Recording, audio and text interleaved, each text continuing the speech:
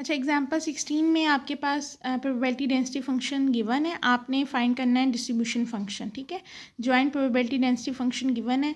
ठीक है, जो कि उसने ये दिया हुआ है कि एक्स की वैल्यू 0 और 1 और वाई की भी 0 और 1 की जो है वैल्यूज़, उसमें आपके पास फंक्शन की वैल्यू जो है वो एक्स प्लस वाई है और बाकी सारे जो है वो 0 है।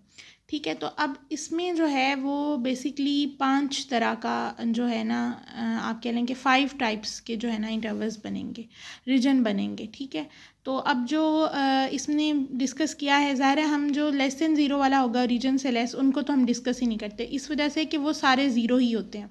ठीक है, तो वो एक ही रीजन हम टोटल काउंट कर लेते हैं लेस देन ज़ीरो। ठीक है, तो वो हमेशा हमारे पास ज़ीरो ही होता है। ठीक है, जो इसने यहाँ पे डिस्कस किए हुए हैं वो बेसिकली 4 जो है ना वो रीजन है, जो सेकंड से लेके ये जो है नंबर 5 तक।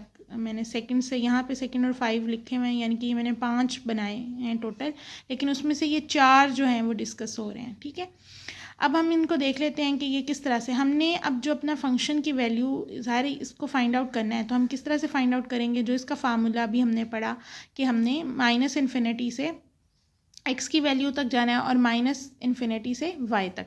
ठीक है, हमने इसकी इंटीग्रेशन करनी है। हम इसको जो है मैं आपको इसको बुक से ही एक्सप्लेन कर देती हूँ, क्योंकि ऐसा जिसमें कोई इतना मसला नहीं है। ठीक है, ये बुक का पेज नंबर 86 है। ठीक है, अब इसमें देखें कि उसने जो है वो पहले वो सारे रीजन बताएगा कि कौन कौन से इसमें जो हैं वो रीजन बन रहे हैं। अगर हम इसको ग्राफिकली देखें, फंक्शन का जो ग्राफ है वो इस तरह का बनेगा। ठीक है, कि आपकी जो प्रोबेबिलिटी डेंसिटी फंक्शन थी, डेंसिटी फंक्शन जो आपको गिवन था वो आपको इस तरह से गिवन था, यानी कि यहाँ उसकी वैल्यू गिवन है। ठीक है, इस वाले इंटरवल में, क्योंकि उसने आपको ये दिया हुआ, ये आपके पास गिवन है एक्स प्लस वाई। ठीक है, तो अब बाकियों में किस तरह से डील होगा कि ज़ाहिर है अब चूँकि हमने इनको एट ए टाइम दोनों को डील करना होता है। ठीक है, आपके पास जब ज़ीरो और अब जो अब देखें फर्स्ट ये बन गया, सेकंड ये वाला केस बनेगा जहाँ पे आपका एक्स तो ग्रेटर देन 1 है और जो आपकी वाई की वैल्यू हैं वो 0 से 1 में ही रहती हैं।